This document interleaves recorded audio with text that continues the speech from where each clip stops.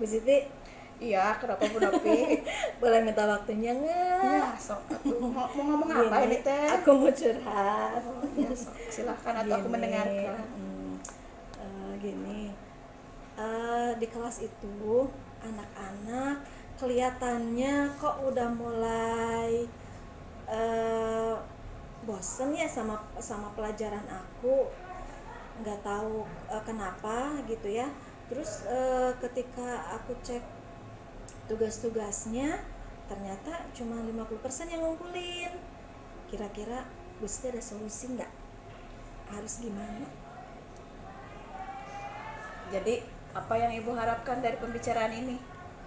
Ya, sebagai guru yang baik, ya pastinya ingin anak-anak itu ketika pembelajaran geografi mereka antusias gitu ya.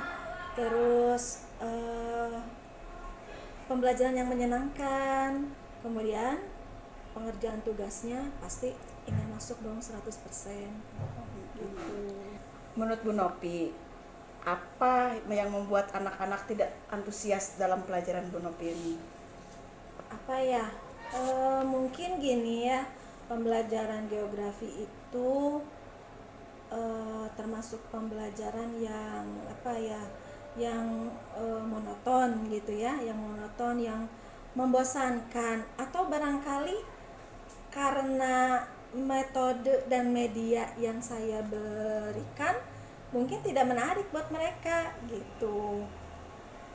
Jadi menurut Bu Siti kira-kira gimana? Oh, gitu. Terus kalau menurut Bu Nopi, kira-kira apa yang dapat membuat murid-murid itu bisa antusias ketika belajar geografi? Mungkin harus merubah metode mengajar, merubah media yang diberikan ketika pembelajaran, kemudian tugas-tugas jangan terlalu banyak, kemudian mungkin media pembelajarannya bisa lebih beragam ya, bisa lebih beragam, bisa misalnya melalui YouTube, lihat video di YouTube, kemudian apalagi yang lagi tren sekarang itu mungkin juga bisa melalui TikTok dan juga Instagram. Oh, saya setuju tuh Bu Nopi pakai berbagai media untuk mengajar geografi. Kira-kira apalagi yang bisa membuat murid-murid asik belajar geografi selain yang tadi? Eh, Menurut saya mungkin harus diselingi ada ice breaking atau game ya, ice breaking atau game supaya mereka terbangun lagi motivasinya gitu, mereka tidak jenuh dengan pembelajaran geografi gitu. Ya tuh, setuju sekali. Lalu bagaimana biar anak-anak antusias dalam mengerjakan tugas? Tadi makan dalam pembelajaran biar menarik. Nah, sekarang kalau biar anak-anaknya antusias dalam melaksanakan tugas, mengerjakan tugas-tugas geografi bagaimana? Kemungkinan karena tugas yang saya berikan sama anak-anak banyak, terus saya juga tidak memberikan apa tidak memberikan sumber belajar yang mengasihkan, jadi itu yang bikin anak-anak boring. Kalau boleh saya tahu, Bu Nopi pakai sumber apa aja ketika belajar di kelas? Buku-buku yang ada di perpustakaan, karena saya pikir kalau buku-buku yang ada di perpustakaan itu kan semua anak punya, jadi ya walaupun anak tidak punya kuota, misalkan ya anak tidak punya kuota, tapi kan kalau buku mah bisa dibaca gitu, jadi saya pakai itu yang dimiliki anak-anak. Oh, Tuh. menurut Bu Nopi, bisa nggak pakai sumber lain, jangan hanya buku teks? Adakah sumber lain untuk belajar materi-materi dalam geografi?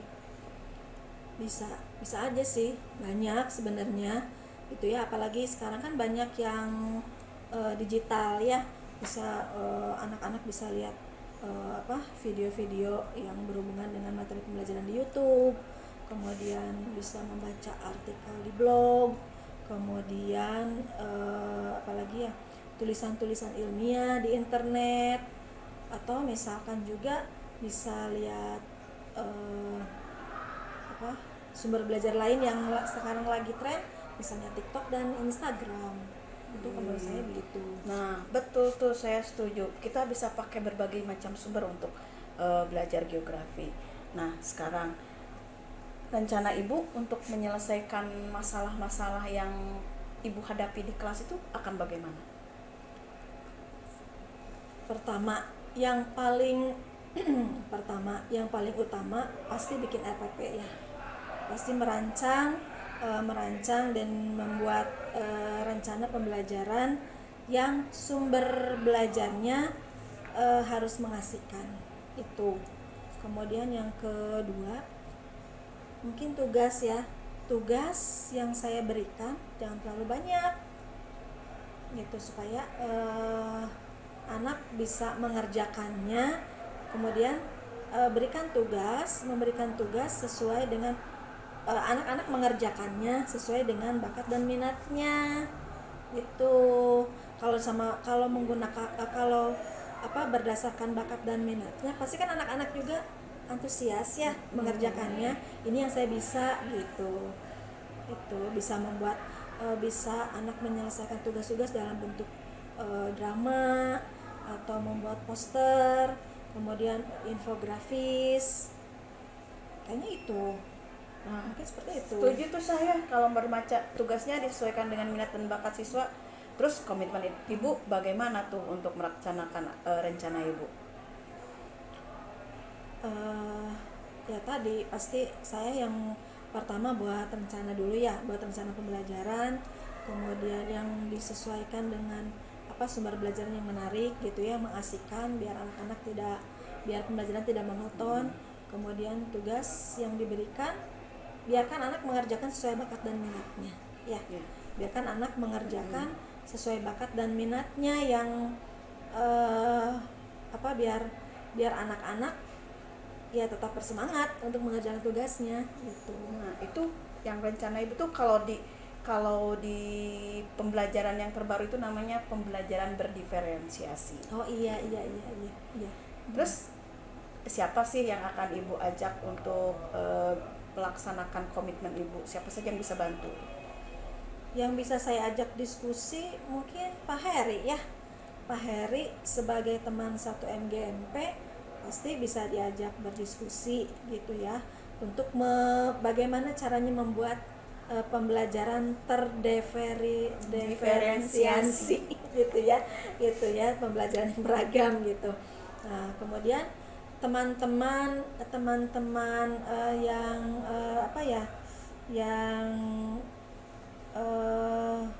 komunitas praktisi ya, teman-teman komunitas praktisi termasuk Bu Siti juga. Insya Allah akan dibantu. Nah, saya setuju tuh dengan yang Ibu rencanakan dan yang akan Ibu laksanakan. Mudah-mudahan semuanya berjalan lancar sesuai dengan komitmen yang akan Ibu buat. Amin. Oke, kalau gitu terima kasih Bu Siti atas masukannya. Sama-sama. Mudah-mudahan kedepannya kita bisa terus berkarya ya, berinovasi, menciptakan pembelajaran yang menarik dan mengasihkan. Amin.